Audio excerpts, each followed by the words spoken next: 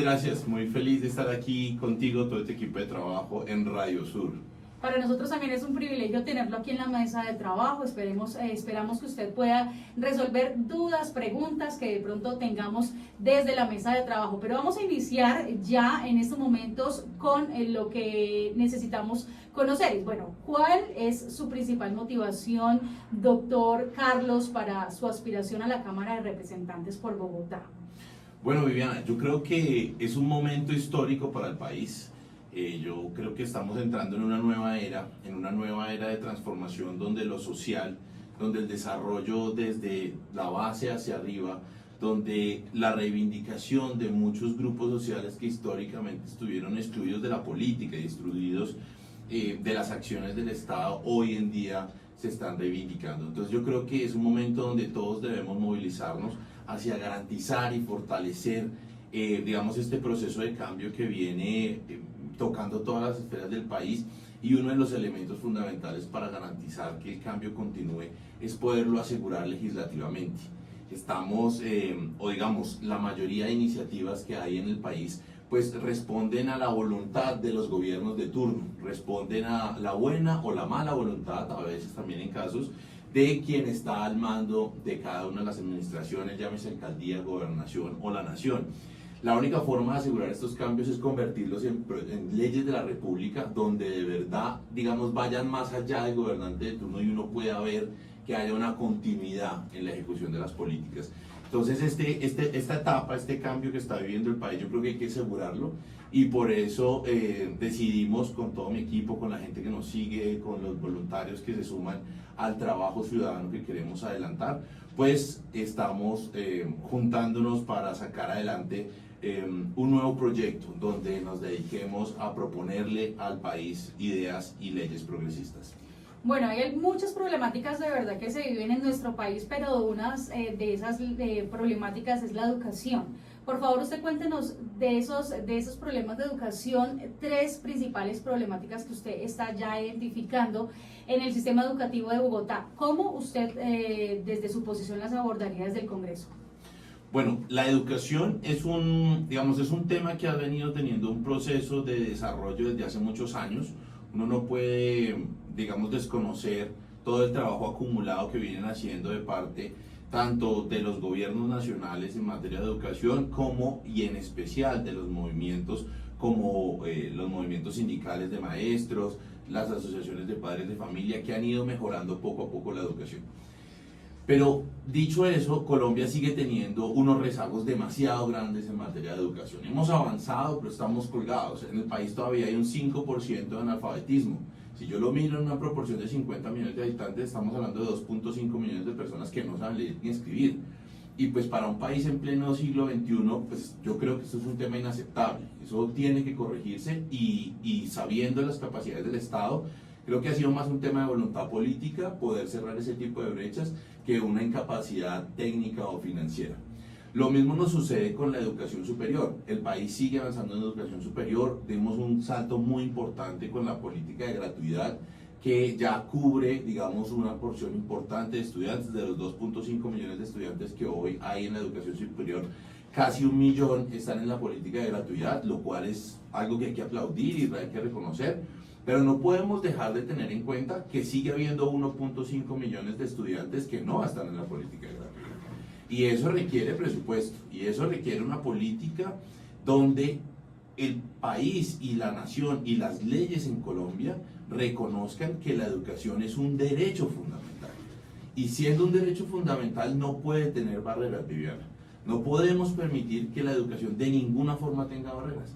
Y por eso una de las propuestas que yo vengo trabajando hace ya bastante tiempo y masticándola, e inclusive está incluida en el nuevo libro que voy a publicar sobre mi visión de cómo debería Colombia dar un salto para convertirse en un país en desarrollo, es que la educación no puede tener barreras. Y por eso queremos proponer que la Cámara de Representantes tramite una ley que se llame Educación sin Barreras. Porque existen muchas barreras para la educación. Hablemos de algunas. La primera, la cobertura. La Universidad Nacional, las universidades públicas en general, pues reciben muchos estudiantes, y muchos estudiantes se quedan en el examen. Entonces yo me pregunto por qué tenemos un examen que hace que estudiantes se queden por fuera. Y hay una respuesta práctica y triste a la vez, y es por falta de cupos. La universidad no puede recibir a todos los estudiantes porque no tiene la infraestructura, no tiene los docentes, por lo tanto tiene que aplicar un examen que filtra de alguna forma medianamente objetiva para que no sea un tema burocrático y al azar. Entonces los filtra y entonces terminamos teniendo gente que sí entra en la universidad pública y gente que no entra en la universidad pública. Yo tengo una visión muy clara, Viviana, respecto del tema, y es que en Colombia usted debería poderse presentar a la universidad, presenta su documento de identidad y le entregan un lápiz, un cuaderno y le dicen en qué salón entrar. Así debería ser el proceso educativo, no debería existir ninguna barrera. Entonces proponemos primero la eliminación, obviamente, de los exámenes de admisión, siempre que logremos, obviamente, crear la capacidad, lo cual requiere presupuesto. Hay que invertir, sobre todo en docentes. Porque fíjate que uno puede multiplicar el aprovechamiento de un espacio físico, o inclusive uno podría tener varios programas virtuales a través de los cuales pues la gente estudia y no necesitas tanta infraestructura física. Lo que sí necesitas inevitablemente son más docentes para que puedan obviamente repartir la carga de tener muchos más estudiantes. Entonces esa es la primera barrera, la cobertura, que no solamente es un problema de la educación superior. En Colombia ya llegamos a una cobertura del 57% en educación superior, o sea, de las personas que están intentando ingresar a la universidad atendemos al 57%. Eso nos deja todavía un 43% de personas que no encuentran posibilidades de entrar a la universidad, así que el camino es largo. Pero la cobertura también está, o también impacta en temas de educación básica, secundaria y media. Porque, digamos, si uno mira las perspectivas desde Bogotá, Bogotá tiene una cobertura mucho más grande que el país, pero en general la cobertura bruta del país es del 64%. O sea que todavía 1 de cada 3 niños no encuentran espacio en el colegio público para formarse. Y esas son cifras muy preocupantes. No debería haber un solo niño fuera del sistema educativo, porque es que además esa es la fuente principal que alimenta las estructuras criminales, que alimenta los problemas, muchos problemas sociales, que alimenta la pobreza, que alimenta la desigualdad, la exclusión, la falta de participación política. O sea, no estar incluido en el sistema educativo no solamente es un tema del desarrollo de un derecho fundamental, sino que es la base para el desarrollo de otros derechos. Si yo no me formo, si yo no sé escribir, si yo no tengo un nivel de formación, difícilmente puedo avanzar en la escala social, difícilmente puedo garantizar una mejor vida para mi familia, difícilmente tengo el criterio para participar en el ejercicio político y no permitir que me engañen o que me hagan promesas absurdas o que me metan en unos ciclos, digamos, de corrupción malsanos, porque pues estoy preparado para tener un criterio. Entonces, si yo no abro la puerta de la educación, pues ahí hay un problema muy grande. Una segunda barrera, Viviana, pues obviamente está relacionada con lo que hablábamos del costo, con el valor de las matrículas. La política de gratuidad está cubriendo hoy a personas de CISBEN A, B, C y D en edades entre 18 y 28 años, lo cual es un avance importante. Pero yo me hago una pregunta, ¿y entonces qué pasa con el que no cae en esa categoría? ¿Qué pasa con el que no está en la categoría de CISBEN hasta el D, sino de pronto es un estrato 3, pero que es una persona cuyos recursos no le permiten pagar una universidad? ¿Sí?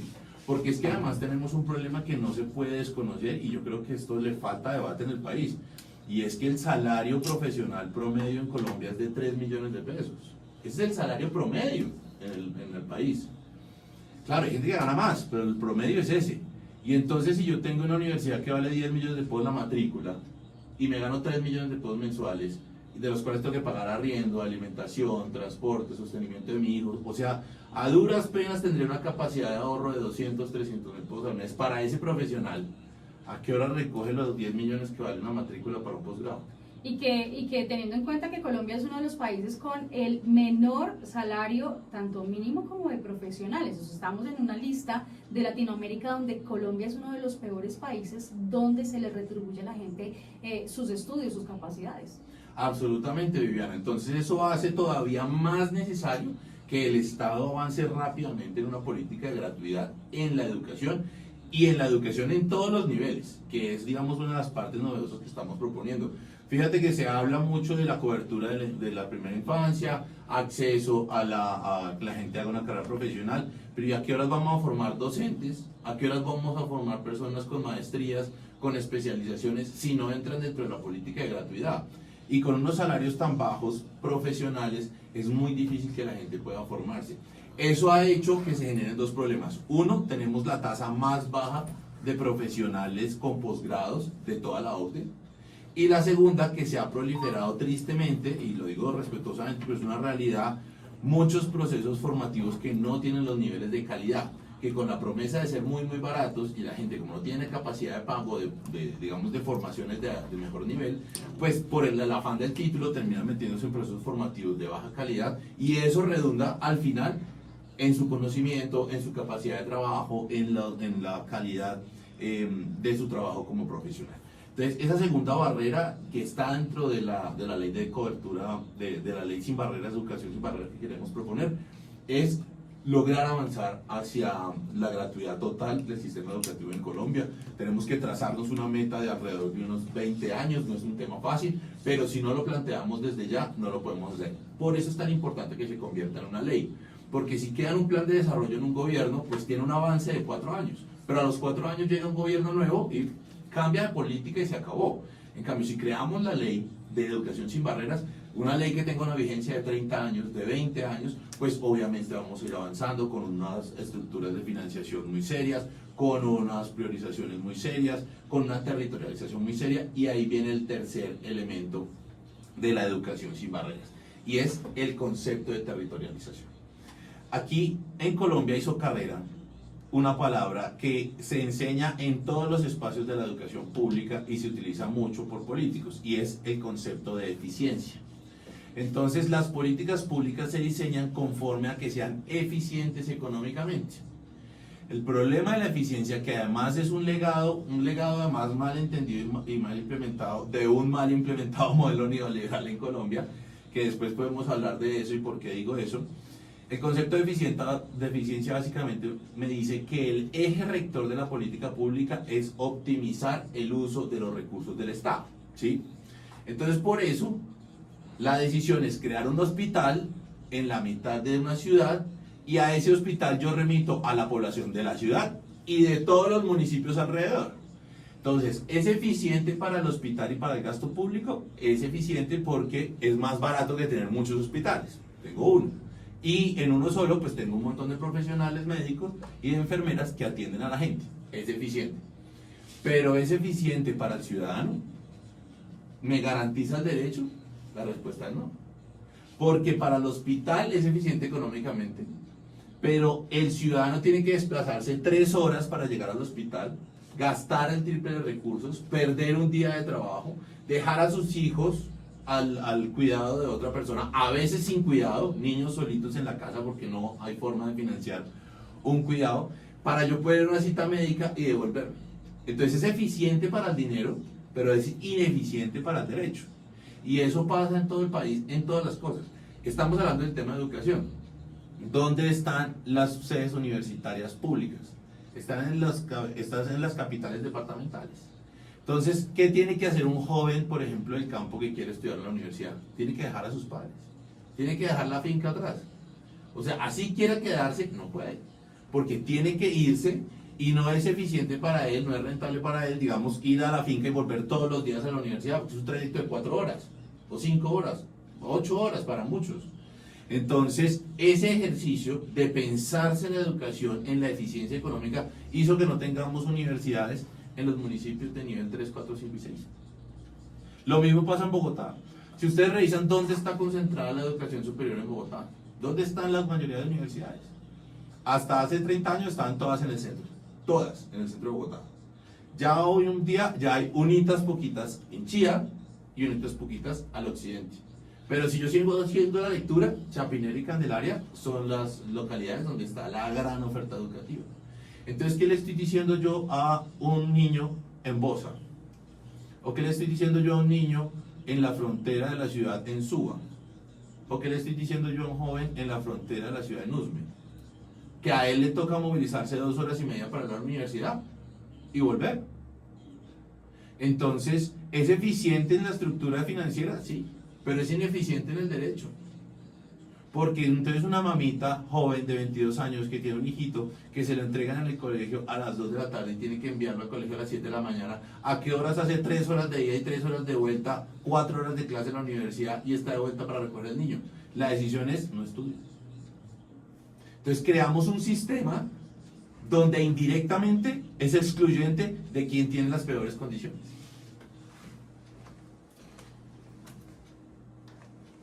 Bueno, saludamos a nuestra audiencia, aquí con el precandidato Carlos Fajardo, escuchándolo muy atentamente frente al tema educativo, hablando de las sedes físicas de las universidades, pero hoy en día, a partir de ese legado que deja la pandemia, de la virtualidad, mucha de la formación se hace vía virtual. Frente a eso, ¿no sería también una solución frente a esto que planteaba de que ya la persona no tiene que desplazarse 8 horas o cambiar su domicilio para vivir en el lugar donde está la sede universitaria y poderse formar y generar también una calidad en su formación a través de la educación virtual? Bueno, ese tema me parece muy interesante porque es que la virtualidad tiene ventajas y tiene desventajas. Entonces, claro, la virtualidad me facilita mucho, digamos, la deslocalización del proceso formativo. O sea, yo me puedo estar en mi casa, en la finca, en una isla, donde sea, y me formo. Y claramente es una herramienta que llegó para quedarse. O sea, contra la virtualidad no vamos a pelear, la virtualidad llegó para quedarse. Pero la virtualidad tiene unos problemas que han deteriorado también el proceso formativo y deterioran sobre todo la calidad de las potenciales que va a tener ese futuro profesional al desarrollo de su vida. Primero, las redes sociales, la conexión con el otro, crear amigos. La vida en general, y yo creo que todos somos testigos de esa, es de amigos, es de contactos. Mi primer trabajo lo conseguí porque tenía un amigo que me dijo, uy, están buscando una persona en este trabajo, pase su hoja de vida. Esas redes sociales desde la virtualidad se pierden. No hay posibilidad, digamos, de crear esa conexión con los amigos, que no solamente es un tema del desarrollo emocional del ser humano, porque somos animales sociales y es necesario, sino que también está relacionado con el entramado, con el networking que una persona puede desarrollar para en el futuro tener mejores oportunidades. Fíjense que una de las características esenciales de la diferencia de la proyección profesional de una persona que sale de una universidad de élite y de la persona que se forma virtualmente, ni siquiera son los conocimientos que adquiere, sino es el networking que se obtiene. Porque mientras este estudió solito, este estudió con el hijo del gerente de yo no sé qué, con el dueño de la empresa tal, con el futuro político tal, y entonces esta persona crece y en el desarrollo de su vida se encuentra mucha gente que le funciona en una conexión de una red social. La persona en la virtualidad pierde esa capacidad y eso es un elemento determinante a la hora del desarrollo de las personas. Yo creo que, vuelvo e insisto, la virtualidad es una herramienta absolutamente potente y es una herramienta que debemos aprovechar y también, otro elemento, y con esto cierro, hay que garantizar las capacidades tecnológicas de la gente. No todo el mundo tiene el computador, no todo el mundo tiene el internet para poder aprovecharlas. Bueno, pero una de las cosas interesantes de la virtualidad, quienes hemos sido docentes en la virtualidad y estudiantes en la virtualidad, ¿sí?, están los trabajos colaborativos. ¿Sí? Los trabajos colaborativos, en su esencia, es de que los estudiantes que están inscritos tienen que comenzar a conocerse y a interactuar, sí, desde la virtualidad. Tienen la ventaja que no tienen que estar en un espacio físico, sino virtual. Bueno, aquí van otros temas. El tema de que se tenga un buen computador, la conectividad, bueno, cosas que el Estado ha venido resolviendo. Pero, sin lugar a dudas, la virtualidad y la formación virtual, y la formación a distancia también, que es otra modalidad de la formación virtual, en donde los estudiantes van un fin de semana o una vez al mes a un sitio físico donde está la universidad para consolidar o hacer laboratorios, consolidando conocimiento, o hacer laboratorios, y también está el encuentro ahí. Sin lugar a dudas, doctor Juan Carlos, el mundo va hacia allá. El mundo va hacia allá. Y yo creo que es importante que el tema de la educación también se vaya acoplando a esa nueva realidad. ¿Sí? Por otro lado, ¿cómo ve usted los avances que ha venido haciendo este gobierno de Gustavo Petro y su ministro respecto a la educación superior? Bueno, muy buenas preguntas. Sí, definitivamente el país hay unos avances muy importantes en materia de educación. Yo creo que las cifras que reportaba el ministro en estos días son bastante claras y debemos nosotros, digamos, apoyarlas para impulsarlas. Uno, llegar a 553 millones de de estudiantes en la educación superior, pues es un récord nacional, nunca se había tenido esa cifra. Esa cifra ha estado muy apoyada también de la formación virtual, como usted lo menciona, sobre todo en los territorios más alejados que tienen mayores problemas de acceso físico a la formación. Hay un incremento de 190.000 nuevos estudiantes en el sistema de educación superior, lo cual también es supremamente potente. Tenemos la política de gratuidad, 980.000 estudiantes ahora estudian gratuitamente en la educación superior, y hay unos avances enormes en términos de aperturas de sedes educativas. Se entregó una nueva sede aquí en Bogotá por el ministro, están adelantando la sede de Catatumbo, hay otras en el Valle del Cauca y en Antioquia. O sea, yo creo que está avanzando fuertemente el tema educativo. Llegan a 78 billones en la propuesta para el plan de desarrollo, para el presupuesto nacional del próximo año. O sea que realmente hay unas cosas importantes, pero como hablábamos con la mesa desde el principio, yo creo que todavía hay mucho por hacer. O sea, se ha avanzado, pero el recorrido todavía que falta es muy largo y hay que hacer una inversión enorme para alcanzar la gratuidad total en todos los niveles hasta el nivel de doctorado, eliminar las barreras territoriales para la formación y eliminar las barreras administrativas para el ingreso a la universidad. Bueno, sin lugar a dudas, Viviana, ha sido, y queridos oyentes, una conversación bien interesante. Desearle suerte en esa precandidatura, porque bueno, viene ahorita todo un proceso al interno del pacto histórico.